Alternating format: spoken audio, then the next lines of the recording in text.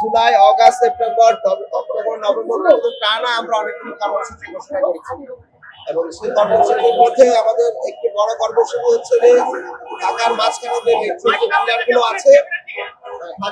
যে মেট্রো পিলারগুলো আছে সেখানের মধ্যে আমরা থিমেটিক্যালি গ্রাফিটিগুলো করছি।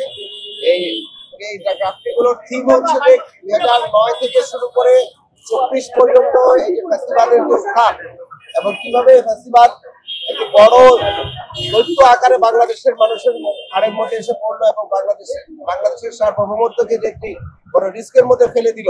এই পুরো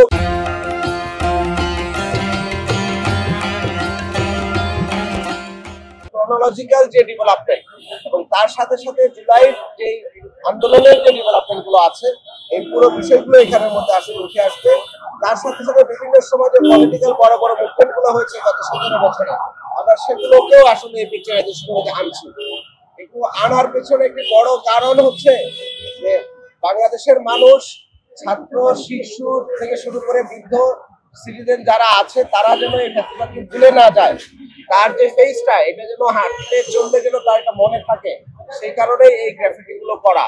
এবং এই গ্রাফিটি গুলো করা এটা আমরা শাহবাগ থেকে শুরু করে আগারগাঁও পর্যন্ত ঢাকার যে মূল যেই রাস্তা সেই মূল রাস্তার মেট্রো পিলারের উপরে আমরা এগুলো করছি এবং এর সাথে সাথে আরো অনেকগুলো কাজ আপনারা জানেন যে আমরা করব। একটি হচ্ছে যে মেট্রো রেলের যে স্ট্যান্ড আছে মানে যে যেখান থেকে উঠে সেটার ভিতরে এবং নিচে আমরা অনেকগুলো এক্সিবিশন করব, সেটা আপনারা দেখতে পাবেন। পোস্টার এক্সিবিশন হবে, ছবির এক্সিবিশন হবে পুরো ঢাকা শহর ব্যাপী বিভিন্ন মেট্রো রেলের নিচে। এছাড়া বিভিন্ন বাস স্ট্যান্ডে এবং সরকার বা বাংলাদেশের যেখানে যেখানে এক্সিবিশন যে সেন্টার গুলো আছে, শিল্পকলা একাডেমি অন্যান্য জায়গা আছে সেখানের মধ্যেও পোস্টার এক্সিবিশন হবে, ছবি এক্সিবিশন হবে। এই পুরো আন্দোলনকালীন সময়ে যে মেমোরি গুলো আছে সেগুলো আমরা তুলে নিয়ে আসবো।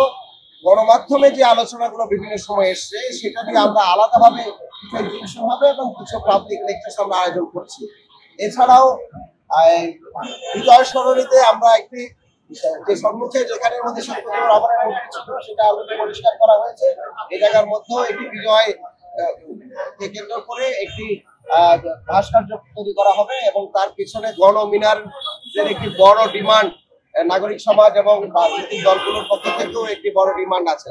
সুতরাং সেটা নিয়ে আমরা আলোচনা করছি, মনে হচ্ছে আমরা সেটাও আমরা করতে পারবো।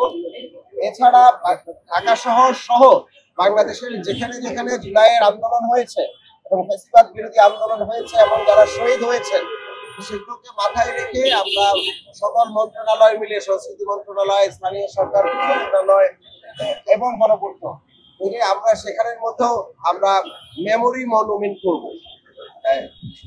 এছাড়াও মোহাম্মদপুরে আলাদাভাবে গেটের মতো করে গেট নির্মাণ করা হবে, বাড্ডায় গেট নির্মাণ করা হবে, মিরপুরে আলাদাভাবে গেট নির্মাণ করা হবে, উত্তরাতে মুক্ত মঞ্চ করা হচ্ছে এবং নারীদেরকে কেন্দ্র করে উত্তরাতে আলাদা আরেকটি পাবলিক স্পেস এবং টেরাকোটা সমৃদ্ধ একটি মঞ্চ তৈরি করা হচ্ছে। যে কারণ এই জুলাইতে নারীদের একটি বড় অবদান রয়েছে এবং এই যতগুলো কন্টেন্ট আমরা ডেভেলপ করছি এবং কাজ করছি সেখানের মধ্যে আমরা কেয়ারফুলি চেষ্টা করছি যারা সবচেয়ে বেশি অবদান রেখেছেন, বিশেষ করে নারীরা, শ্রমিকরা, রিক্সা শ্রমিকরা, পোশাক শ্রমিকরা, ফ্যাক্টরি ওয়ার্কাররা, পরিবারের মায়েরা, মাদ্রাসার ছাত্ররা, আলেমোলেমারা এবং রাজনৈতিক কর্মীরা যারা ছিলেন, আমরা সকলকে চেষ্টা করছি এই পুরো কন্টেন্টের মধ্যে যেন আমরা নিয়ে আসতে পারি।